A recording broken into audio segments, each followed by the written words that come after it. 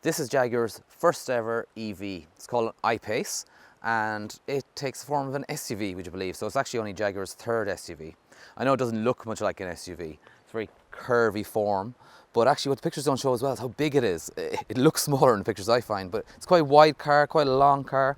And in terms of SUV, this one's got all-wheel drive. It's got a motor front and rear, and this one also has air suspension, so you can alter the ride height when you need to. Now, we expect there to be other versions in time, perhaps a little less power, perhaps even with two-wheel drive. That hasn't been confirmed. For now, the buyer chooses between a normal version and a first edition. We obviously have the first edition here, really high spec. So, what do you get for that? You get 20-inch wheels. Optionally, you can go up to 22-inch wheels. They're absolutely massive, but Jaguar's designer Ian Callum is a big fan, apparently. Up front, quite feline lights. These are really high spec actually. They're adaptable LEDs, really quite impressive. What you might not be able to easily see is this, it's called an S duct here in the bonnet. Now obviously there isn't any engine under there, so what they use this, the air comes in here, it helps with cooling, etc. It helps with aerodynamics, and it exits here over the windscreen. More aerodynamics and cooling obviously. What else is of interest? On the side are these retractable door handles, which have been used before in the Range Rover Velar. Obviously when they're in, they're great for reducing drag, and hey, let's face it, they look cool and they pop out too. And at the back it's distinctly un-SUV-like as well. It's almost coupe-like here, which I'm sure Jaguar would be like to hear me say. These lights are more like something that you find in the Jaguar F-Type sports car. And I really like the spoiler as well. It's sharp, it looks almost like devil's horns, but it's quite functional, I'm told. It's a very smooth rear, but overall, it's quite a stylish car. And inside it's just as interesting actually. Jaguar is definitely taking a sporting bent with it, and it calls it its performance electric SUV. So got a really nice chunky steering wheel here, wouldn't be out of place in a sports coupe.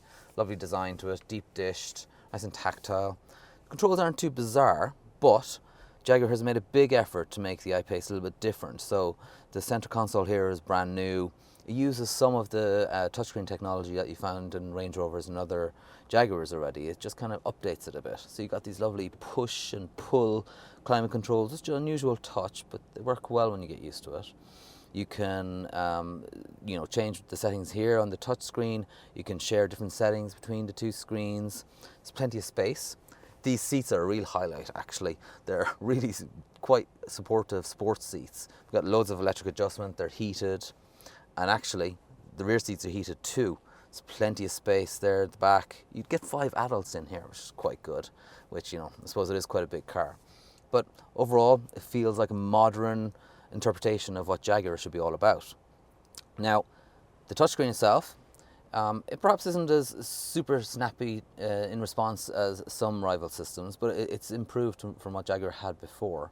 And there are absolutely loads of driving modes in here, loads of different settings to play with.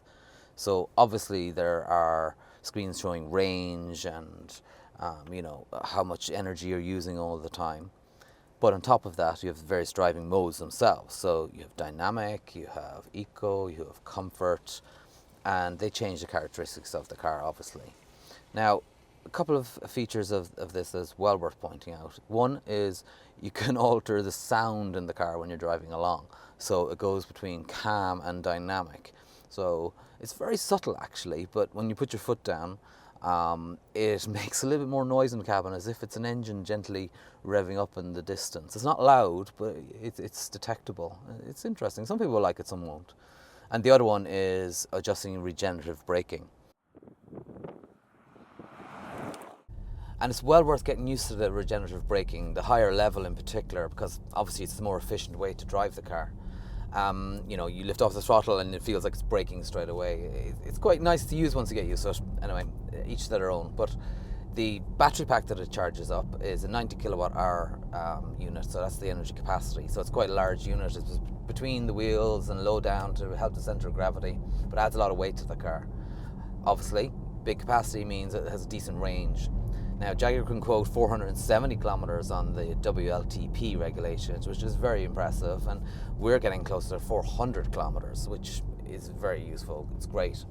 Naturally, with such a big battery pack, it takes a while to charge it up.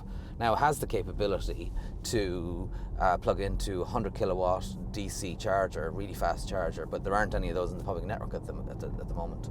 So there are 50 kilowatt chargers which you can plug into those.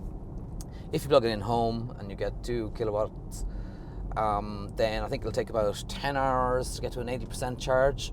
So clearly it's something, you know, you drive home, you plug in immediately. But with that kind of a range, I think there'd be less worrying about it, to be honest. Now, in terms of performance, this car is billed as a performance SUV and it lives up to it. It's got 400 horsepower, just under 700 newton meters of torque. Jaguar quotes 0 to 100 kilometers an hour in 4.8 seconds. Now, this is a big car. It's heavy, seats 5 people. You know, it's got 4-wheel drive. That's very, very impressive acceleration. And actually, if you get in and put your foot down, it tears off from the line. And the way it finds traction is very, very impressive altogether. Now, the electronics are governing, it's 4-wheel drive, so the electronics are governing where the power is being sent, front and rear.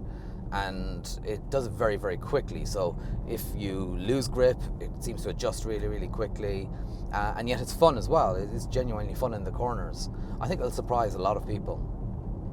You'd have to say that Jaguar's first stab at an EV has been very successful. It's a brilliant car, it's great to drive, really good usable range, it's a high quality offering, it drives well.